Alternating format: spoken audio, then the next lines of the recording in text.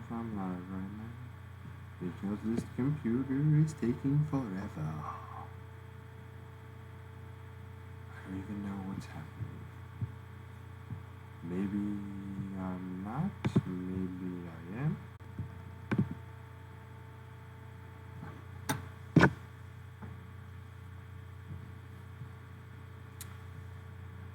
I think we're going live. This is looking good. This is looking good. Looking good. I think we're starting. I don't know. This doesn't really tell you anything. I'm ready to just go on Facebook and just do it my goddamn way. But it's showing that I'm live now. And if there's a video, that's cool. There is. Alright. Hey guys, what's going on? This is Pete from ImprovGamers. A lot of restarts for this video, a lot of stuff going on. But first of all, thank you and welcome, and thank you for dealing with me for this hard time. As you guys know, my name is Pete. I represent a part of ImprovGamers. I'm also accompanied by Nick, who's not here. He's actually an AC, which I will be going to on Tuesday and Wednesday. He's more of the techno mumbo jumbo guy. I'm going to tell you guys right now that this might be choppy. I apologize ahead of time. So we're going to treat this more as an audio podcast instead of a visual podcast. I don't know if I did it right. I don't know if I did it wrong. But we're just going to hope and pray that the audio comes out good, because I think it's the only thing that I did right. So without further ado, if you're new, welcome. This is ImprovGamers. We come to you live every Sunday at 6 p.m. Eastern Standard Time with better quality. I promise you that. Nick is, like I said, on vacation at the moment, so I am taking over, and everything is going wonderfully, but not really. But what tends to happen on Sunday is we do the top news stories of the week. We do Top Gear Show, and we do new releases. That's usually what happens. Today's going to be a little bit different. It's just me, so I'm going to tell you my reactions to the PSX 2016, reactions to that press conference, and of course the Game Awards 2016s and all that fun jazz. So we're just going to jump into it, and hopefully everything is going well. I've already got the red light about the picture, so if this now looks bad, I do apologize. Just what I would like to say to you then is look at the internet and just listen to the sound of my voice as we get into this. Remember just a little bit of milking the cow. Or aka housekeeping for new viewers. What's going to happen is there is no Tuesday and Thursday show for a couple of weeks. We will have our Sunday live show every Sunday at 6 p.m. Eastern Standard Time, where we can interact with you. And the traditional thing is top news stories of the week, topic of the show, and new releases. The only thing worth mentioning in this video is two games come out that are the big two games that come out. First is Dead Rising 4. Comes out on the 6th, I believe. But of course, the biggest game coming out is Last Guardian, and that comes out also on the 6th. 10 years in the making, guys, so it's going to be very interesting to see how that all festers out. So, you heard my spiel. You know who I am. I'm missing Nick because he is the techno mumbo jumbo guy. So now I'm just going to talk to you guys, and you're not going to respond because I don't even think that this will be able to take a response. So for the two people watching, thank you. Set a train on fire. But I'm going to get right into it. I'm going to start with the Game Awards 2016. It won't be as long as my PSX reaction, but I'm going to talk to you a little bit about the Game Awards. I'm going to hit some highlights. I'm not going to cover the whole thing. I'm just going to hit what really was the big stuff of the event. Starting with, of course, with Kojima, showing a little bit of Death Stranding, more of it. About 5 minutes. No Norman Reedus in this one. No baby coming out of his stomach or however the hell it's going right now. But that's what's happening with that. It's cool. I'm interested. Game's still a long way away. It's easily at 2019 the earliest. I have faith in Kojima, so I'm looking forward to seeing what they do with it. So you can always check out the trailer over on YouTube. It's a 5-minute trailer. It's cool. There's no voices. It's interesting. It's a Kojima game. If you couldn't know by now, it's going to be a Kojima game. Moving on, that was cool. So some world premieres we're gonna talk about Guardians of the Galaxy 2 coming to Telltale. Excuse me. I'm trying to make sure everything's going well over here. It's coming to Telltale. Very cool. This was obviously leaked a little bit early, but the official announcement did come. I'm excited because it shows that everybody really wants to work with Telltale with Batman, which I just picked up for that sale for $14.99. Haven't dived into it yet. Looking forward to it. I'm still in Dishonored. It's going to be a little bit of time in Dishonored because that game is... I don't know how I feel about that game, honestly. It's very mixed for me right now. If I like or hate the game, I guess time will tell what happened with that. So you saw Guardians of the Galaxy teaser. Very cool. Another big world premiere is... what else did we see? We saw the trailer for Walking Dead Season 3. Now, the interesting thing is it comes out November 20th, and the first 2 episodes come together. But what I like about the episode, or the trailer I should say, is it showed a cool kind of trailer where there's this Hispanic family, their grandfather gets infected, they don't know what to do, and it's just the interesting thing of like trying to calm him down even though he's trying to bite their heads off. And you just see Clementine at the end of the trailer being like, you have to do what you have to do. And I thought that was awesome. It looks like she's grown up. It looks like what's happening is Kenny evolved in the picture from how you played Season 2. Spoilers. He may or may not be with you, but it's going to be interesting how Telltale does it in the long run. I want to see what happens with that. Also, the big thing of the night, obviously, besides the game of the year going to Overwatch, which, cool, for the people who like Overwatch, that's awesome for you. But for the people that don't, I would have liked to see Inside win. I'm a very big fan of Inside this year, also Uncharted 4, but we'll get into that in 1 second. But Overwatch did win, but they capped it off with the first Mass Effect Andromeda gameplay. Now let me tell you something about Mass Effect Andromeda, and I speak for Nick here when I know he's excited for Mass Effect Andromeda, and I was very lukewarm about Mass Effect Andromeda. But let me tell you something, it looks awesome, and I'm actually really excited now for this game. After watching the gameplay and seeing how, not craziness, that's a bad word to say, but the interesting factors that go into the game with the weapons and the playstyle, it definitely looks very cool. The only thing that was a little bit concerning was there was still no release date. Now the rumor is, I believe, March 7th, 2017 for the release date to go with the art book, but they still have yet to announce it, so that kind of worries me. There's not a lot of big events left. I mean, PSX, which, spoiler alert, it wasn't a PSX 2016. So I'm kind of worried about this game. I don't know if they're going to delay it. I don't know if they're holding and waiting until they're absolutely sure. So I'm kind of worried about that. But so that really ended the show with the last 5 minutes. I would say 5 to 6 minute demo. You can check that out also online. But it's very, very cool. I'm a very big fan, and I know that Nick would say the same thing. What else big stuff happened? I would be remiss if I didn't say that Nolan North won for voice actor. Not a surprise there. It's the end of the Uncharted series. You're going to have Mr. Nathan Drake go out, and very good speech. That's what I have to say about this event. For the Game Awards, everybody gave great speeches. And I really think it goes back to last year when Greg Miller from Kinda Funny won the Trending Gamer of the Year. And he just gave this heartfelt speech that really touched a lot of people. And I think everybody's like, no, we have to do just like that. And honestly, everybody's speech was top notch, whether it be Nolan North, the guys from Overwatch, Inside, from Playdead, who made Inside. All of them were great. A special shout out to that Dragon Cancer that also won. That speech, heartfelt. You could see the passion the gentleman had in his eyes. Absolutely fantastic. When it comes to speeches, I think they knocked it out of the park. World premieres, they did all right. I mean, those really are the 3 that come to mind. Like, I'm marinating on it. The Game Awards 2 days later, 3 days later. I think it was on Thursday, and it was good. But there have been better ones in the past, and I'm very disappointed. They talked about Halo.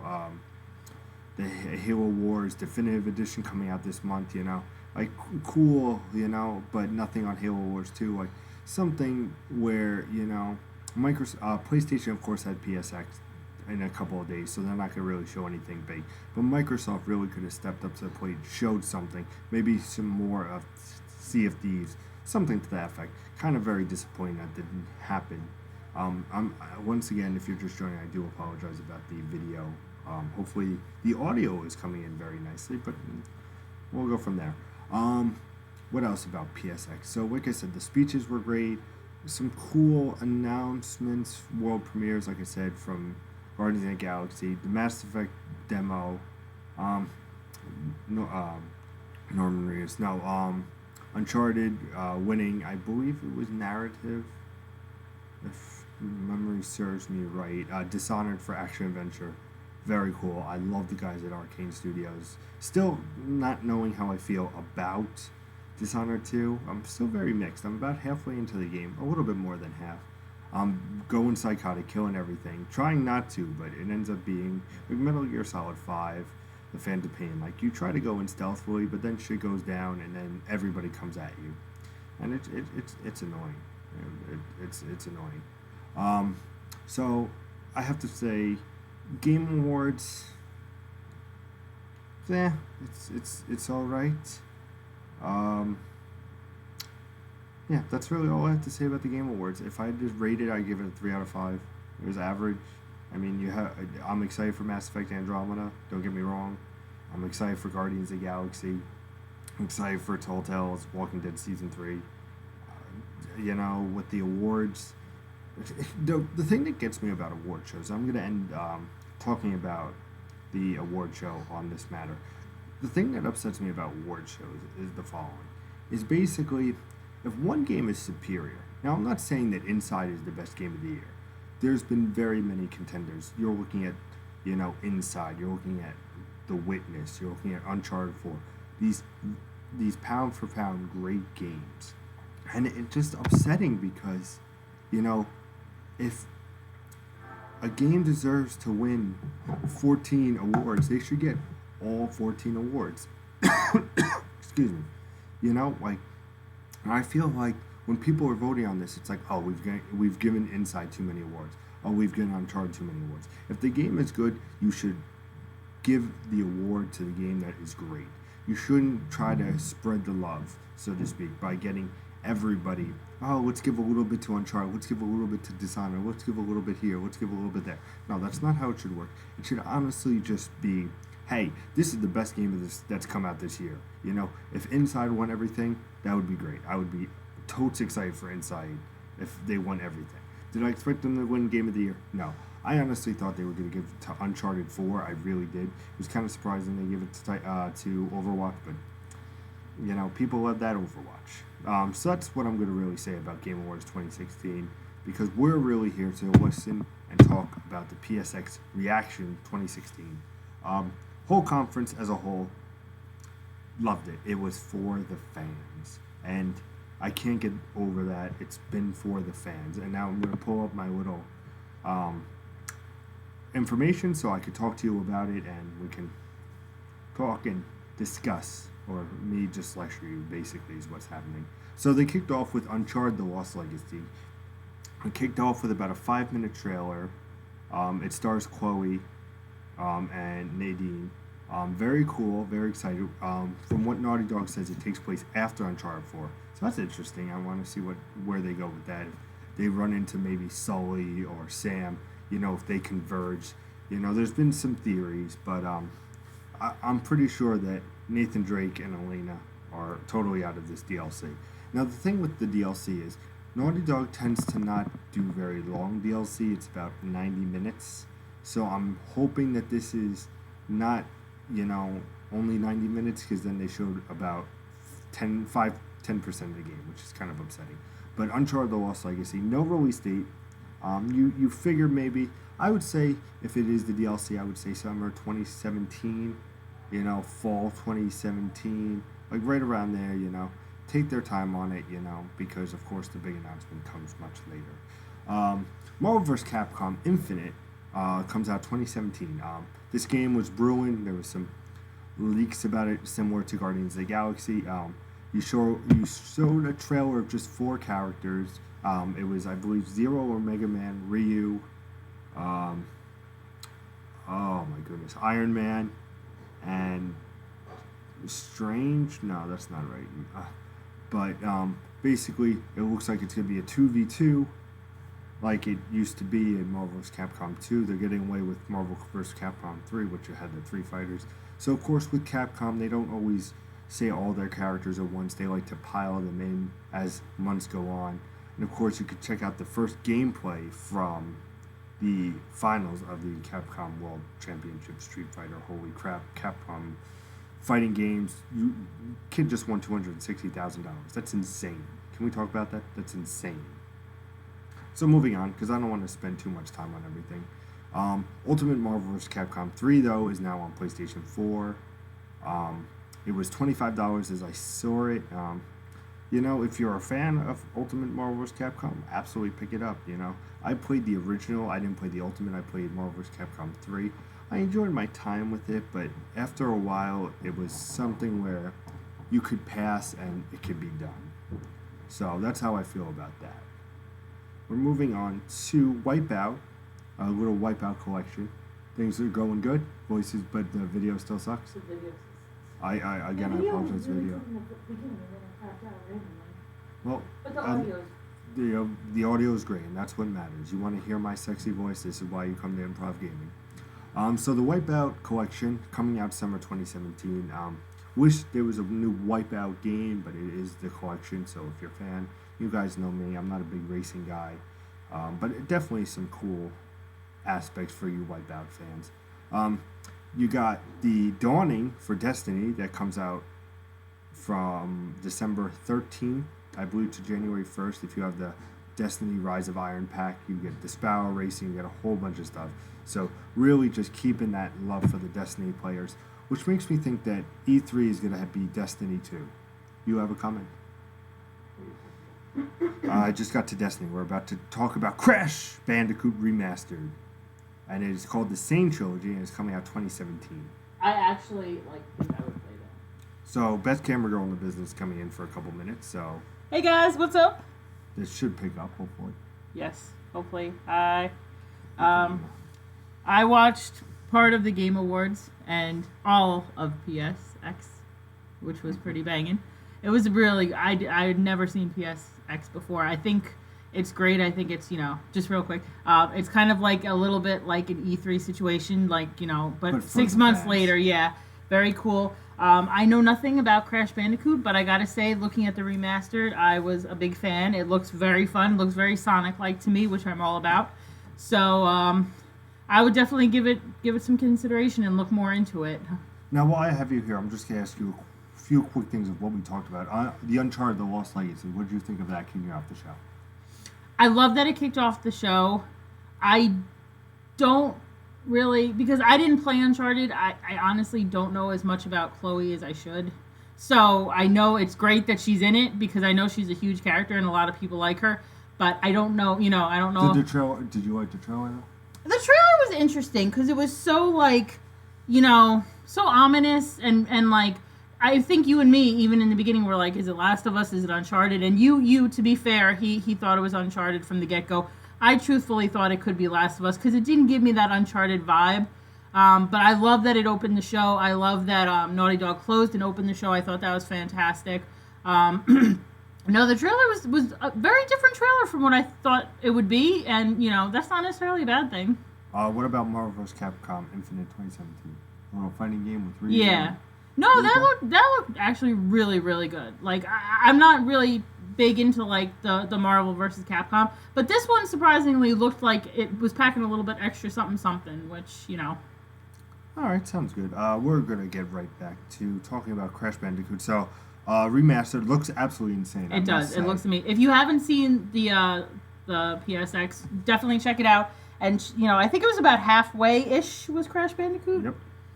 Definitely check it out. The game looks phenomenal. And they had side by sides of the prior, look of the scene, the PS1 look of the scene, and then how it looks now, and it's night and day. I mean, the same story, the same character, obviously, but just looks really, really pristine and really crystal. So they're saying 2017. A lot of people are saying early 2017. It's not coming out early 2017. This would be a perfect summer game. And I'm telling you right now, Sony, that would be a perfect summer game just before the fall.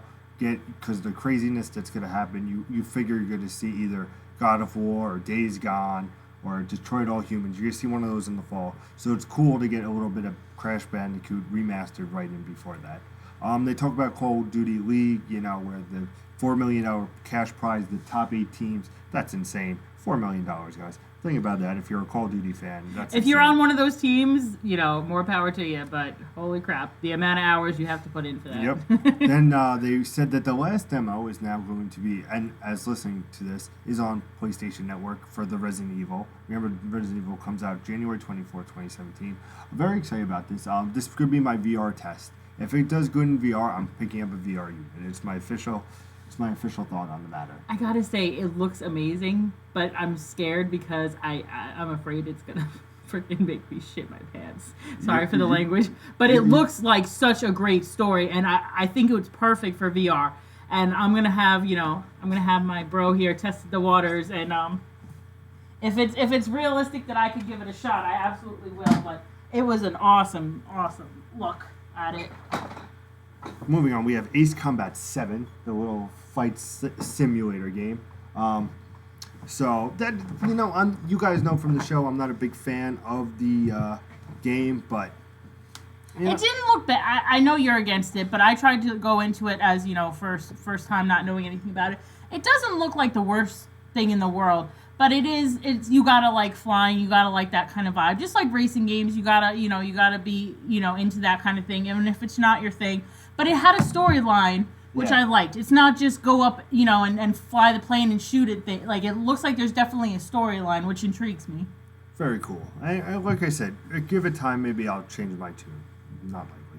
The next game is announced, or I should say, character Okuma is coming to Street Fighter V.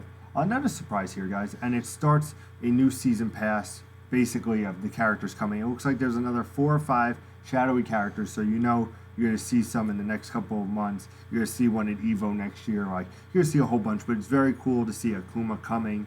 Like I said, he's going to be in Tekken 7, so a lot of love for Akuma. Do you have anything to add with Akuma? No? Moving on. Last Guardian trailer. Now, I need to talk to you about this, Miss Camera Girl in the business. Yes, you do. You were not for this game at all.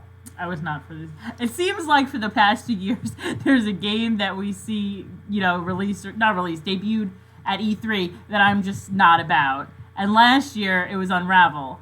This year, it was Last Guardian. I saw the trailer, I was like, forget this. No, not it. I don't even think I wrote anything down in our notes about it, truthfully. And then, I don't even remember where I saw the trailer again, to be honest. Oh, you saw a TV spot, didn't you? I think it might have been, a TV spot. And not even that long a trailer, not even that, immersive at all. But it just hit me a different way this time. And I was like, I'm about this in a big bad way. Now, you saw the last Guardian trailer that happened at PSX right before the game releases. Release comes out December 6th, of course. Did that continue to sell you, or are you... It continued to sell me, but it also gave me more of, curiosity about it. Because it didn't really answer any questions. It made more, but that wasn't necessarily a bad thing. You know what I'm saying? The trailer itself is so okay, what's going on here? And it's intriguing. The trailer, you would think kind of oh, I understand what's going on now, and I can't really say that. I still don't understand what's going on, but I'm still very curious about I want to know what's going on now, and just some of the cutscenes and the stuff they had going on in the trailer. Was very kind of, I think, pulled you in, if you were on the fence about this. And it's a beautiful looking game. But did Shu stop there? No. He announced Parappa the Rapper 20th anniversary coming. The demo's available right now. Now, I know you're not a fan, but for the PlayStation 1 Classic, this was a reason to own a PlayStation 1. I know you may not think it is an amazing game. So that is getting remastered. And they also announced Roco Loco and Patapon all getting remastered. So I know that makes a lot of people in the community very excited and happy. What might not make people happy is our next game, though. Knack 2. Yes, it is a real thing, Knack 2. You know what? I don't know anything about the original or the lack of love for Knack. Now, the original was the launch on the PlayStation 4. and it sold respectively, but it was because there was not a lot of options at the time. Yeah. But it looks cool. I never played NAC. I was always tempted to pick it up, but I always heard bad things. Very ballsy because this not getting well received from the fans. It's very surprising they would put it into the press conference and talk about it. I'm surprised, given how NAC did, that they're not saying, here's NAC 2, guys, but wait, don't worry, it's going to be, like, so much better than you know what I mean? Mm-hmm. They just dropped it like, this is coming, deal with it kind of thing. Exactly. But it's no release date, which was surprising. I could see it for next year. I mean, it's been in development for a while, so... There were things I actually thought looked good about it, and then stuff that I was like, okay, I can see why this was not... You would need to see more. I would need to see more, but yeah, I was mixed. I was definitely not 100% against the game. I had mixed reactions. As a first-time person looking into this world, it did not 100% look bad. Okay, absolutely. We move on to Gravity Rush 2. Remember, that's coming out, I believe, or it should be out, or it's coming out the 6th. One of the two. But Gravity Rush 2 coming out. They also released that Raven will be a playable character in March, which is really cool. She looked really awesome. So, for you fans of Gravity Rush, something to look forward to. I still need to play the first one, get my little Vita love, you know. I've got to have the Vita. Moving on, we have GT, which is Gran Turismo Sport 2017. Gotta show off a racing game. It is the pinnacle for Sony to have their best racing game, which is Gran Turismo. Cool, but I you guys know me as not as a big racing fan, but let me tell you something. I have to say the Horizon from Xbox really impressing me as of late. Gran Turismo, not so much. So really, they got to bring in some great stuff, especially with this VR capability. It's definitely got to hit the right tone. Any remarks on Gran Turismo Sport? Nope. Okay, moving on. Ni no Kuni 2, Relevant Kingdom, coming out 2017. This game looks awesome. The art design looks great. The characters look superb. The story is great. Now, remember, the first one was about, I believe, if I remember correctly, the mother dying, or they're searching for a mother. Very dark story with colorful characters. You were not sold at all on this game. I really wasn't. And it's not anything the game did. It's just, you know, I'm very... not being like a hardcore gamer like Nick and Pete and others, I'm very like black or white when I see a game. You know, they're more like gray. They could see the potential. They could see things that maybe they might not like so much. But they're a lot more open-minded than I am. I have to look at a game on a purely sort of narrative vibe because I'm not realistically going to play it with my motion sickness issues.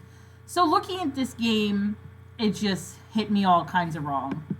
And I can't even explain why. I didn't like... Well, I didn't like the characters. That was a big, like, no.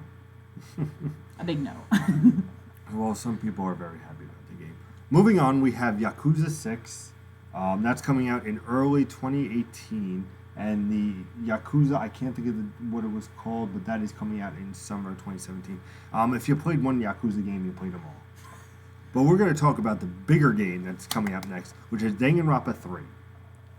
I'm sure you've heard Pete talk about it. Very excited about Danganronpa 3. Coming to both PlayStation 4 and, of course, Geo Corsi with the Vita. Let me tell you something.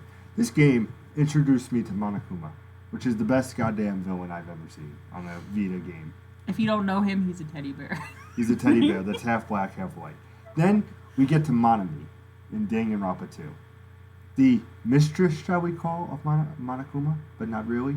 For Monokuma and for Danganronpa 3, we have Monokuma Cubs. Yes, that is a thing. And there are a lot of them. There are a lot. I cannot wait. They are going to wreak all kinds of havoc. I cannot wait for this game. 2017 cannot come here fast enough. Remember, it's on PlayStation 4 and PlayStation Vita. I'm very surprised. I thought they would show off the collection as well, saying, hey, remember, the collection is also coming for PlayStation 4. But very happy they just showed, this is Danganronpa 3, it's coming. Here we go. Moving on. Now, here's the part where, you know, they just went through a whole bunch of games. They went through, you know, Origins, which is coming out January 11th. You're coming out with Dreadnought, which is a big fan on the PlayStation PC side. So that's finally coming to PlayStation. Pyro, which is the makers of Bastion and Transistor. So, you know, they're they're focused on RPG elements, but what their game design is absolutely incredible. I did enjoy my time with Bastion. Is it my favorite game? Gameplay style? No, but it's definitely something for the crazy people to see and love. Um, Absolver coming out for 2017. I'm very excited for this game. It sold me a lot. But then we talk about Hasmark. We get to the makers of Resogun, and their next game is Next Machina. Next Machina, which looks fucking sick. Now these guys are the king of twin stick shooters. That's what their bread and butter. So it's very interesting. I was very So sold. you have to use both. Yep. Ooh, that sounds challenging. Their games are always challenging. Of course, these are the guys that brought you Resogun, Dead Nation, Alien Nation, and now coming up this game. I like the title. Yeah, it's definitely cool. Definitely check that out if you have not.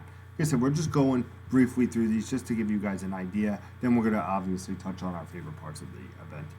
Let It Die is available now on PlayStation Network. What did you think of Let It Die? The little Grim Reaper motherfucker? Okay, yes, thank you. I was like, I just need. I know I felt something about it, but I actually was a fan. Really? I really was. And Because it's it was free on very, PlayStation Network. it was. I was happy to hear that. I was like, that's a nice little thing because it's a very polarizing game. I feel like either you're about it or I feel like you're not about it. So the fact that it's free is a good thing because people who are about it, can get the benefit without having to shell out a lot. It's a very lighthearted game, minus the fact that he's death or some kind of death-like situation. Mm-hmm. But in terms of the comedy and the banter, it's very lighthearted.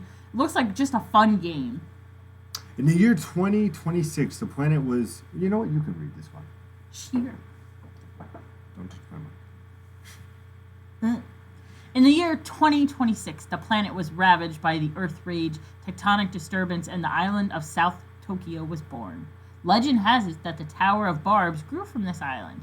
Under the watchful eye of Uncle Death, yes, that's his name, Uncle Death, madness has spread across the world. Your task is simple. Get to the top of the tower. Let it die. Some beginner tips is you can train your body, develop equipment, eat everything that you can be eaten, and if you are stolen, steal it back. And if you're killed, kill them back. Roguelike, hack and slash, online action survival. Definitely. And it does have remote play. Free. What did you think about it? I liked it, and it's free. So you definitely have to check it out. And it's quite a hardy 25 gigs. So they definitely put some thought behind this game. Moving on, Lara Croft Go, coming out. This is from Square Enix. Lara Croft Go is a turn-based puzzle adventure set in a long-forgotten world, explore ruins, blah, blah, blah, blah, blah. You guys know what's happening. This is from the guys that brought you Hitman Go, which is a great game. Square Enix Montreal brings it, again, another beloved franchise with a unique take on it. And it's absolutely gorgeous. And 115 puzzles, it's saying, so... Very, very cool. We move on, after Lara Croft Go, to the Wind Tamer. I'm blanking on what this was about. I remember thinking it was something, and then it being this, and me being like, oh, it looked like kind of like a superhero kind of vibe, and then it ended up being Wind Tamer, and I was like, huh, not at all what I expected. Oh, that was that fighting game. Yeah, where you look like you're on the beach. Remember that one? Yes. Yeah, it's very odd. You'd have to yeah. It's quirky. Now we're gonna get into the final five. Of course, we're gonna spend the last topic for the longest, and it will be us. So that's your hint. The last topic, and it will be us. Starblood Arena comes out for VR in spring 2017. They showed a lot of love to this game, more than I was surprised about. First person looks like flight combat. Looks like you'll get sick very easily. It looks cool for you guys that are excited, for the VR. I might not purchase it, but that's Do you think they had enough VR content in this? No, I think it was. I don't. But we'll get into that at the end. Then you had a Neo trailer, very reminiscent of Onimusha. MLB The Show 2017. I really like the the classic mode that you see, where it's a little throwback to like the Super Nintendo, Sega Genesis era with graphics and just how it plays. Very cool on MLB The Show. Probably will pick up this one. And you gotta love the cover, because who's on the cover? But Ken Griffey Jr. Which obviously is like a baseball icon, if you don't know. Yes, ma'am. And it's a sweet looking cover. It is. I must say, very excited. And remember, if you can get it all on the PlayStation Network, where you get a whole bunch of cool stuff. It's coming on March 28th, so keep that on your calendar. Now, last two things we're going to talk about is, of course, Horizon Zero Dawn, a new trailer. Now, I'm getting upset about Horizon Zero Dawn, Christine. They're showing me too much. But I gotta say, well, okay, they're showing you too much, and that bothers you. Okay. It's going to be a franchise. Sony's is making a franchise. It's going to be the new one. Guerrilla Games have done an amazing job with it. But you know what? Go the fuck away. I want to experience it for myself. I'm getting very upset with some of the things I'm seeing. I want to explore it myself. You think they're like pushing it down your throat? I think they are, because it's a new IP. Granted, it's Guerrilla that's usually known for their first-person shooters in this third-person open world, which I have faith in Guerrilla Games. They're a first-party studio for a reason. But I'm intrigued to see what happens in the long run. But what have you thought about the trailer? Well, as you know, I was not a Horizon Zero Dawn fan at all. And I think part of it's because I didn't understand enough of what was going on in this world, like what they were trying to portray. So I'm actually kind of glad they went into a little bit more deal. Basically, I'm sure most people could probably figure out from the trailer, but I always like to hear it kind of confirmed that these machine animals have kind of taken everything over. It's a very kill or be killed kind of vibe. And obviously, this woman who's the lead is somebody who's trying to put an end to this situation and obviously take them all out. So I'm going to say that I'm going from definitely against it to being more on the fence about it. Okay. I think this helped them, kind of win me over and did the opposite, I guess, for you. Now, here's the last part, and we're going to take a little bit of time on this. So Naughty Dog opened the show. But what they also did was close the show. And by that I mean Sean Layton says, we just have one more announcement. It is very early in development. And it is. This probably been worked on for about 2-3 months at most. And of course it was The Last of Us Part 2. Now, we're going to dissect this for a minute, so pack a lunch. It might take a couple of minutes. Would you like to start, or would you like me to? No, you could. I guess I can start. Go for it. No, I thought it was amazing. I mean, I was definitely a highlight of the conference for me, 100%. I like that they're revisiting the story. When it first debuted, I was a little bit against Last of Us because I really thought it was trying to be like an Uncharted knockoff. Because when I first saw the trailer for Last of Us, I was like, this is like, you're like trying to give me like a carbon copy and just change some things around, and I was really kind of bitter about it. But I know that that's not, ultimately how it is. It has its own character, its own charm. Everybody likes, the characters. And seeing this trailer, it looks amazing. She's a little bit older, so it's definitely a little bit in the future. Not immediately after the events of the first one. Things have, she's a little bit older, but definitely dark and really, it's gonna be a really good story. You could just tell just from what the little bit they showed. Now, here's my reaction to it. Very kudos to showing it, but I don't want to see the game ever again. Not until it comes out. And for people that are saying it's going to come out in 2 years, you are high off your ass. It is easily a 2019, 2020 game, without a doubt. Naughty Dog, take your time. This game looks amazing. Now, I want to point out a couple of things. Now, if you remember in The Last of Us, you have Ellie with the bite on her arm, but now it's covered in tattoos. Very cool. You also have her playing the song Joel taught her. Now, I'm about to blow your fucking minds, ladies and gentlemen, because I have a theory that is going to be great. I think Joel is dead. Should I continue? Yes. I think that they set it up as, and don't get me wrong, I think you'll play with him in the beginning of the game, but I think what's going to happen is basically the Fireflies are pissed because at the end of the game, spoilers, where basically Joel and Ellie kill everybody of the brains at the Fireflies trying to get a cure, blah, blah, blah. I think the Fireflies come after them and basically Joel dies. Like sacrifices himself? Sacrifices basically for Joel, for Ellie. And then you see basically Ellie go into this house, and if you see fresh blood on all these people and just murders everybody and their mother. And then she sits on the bed and starts playing the song.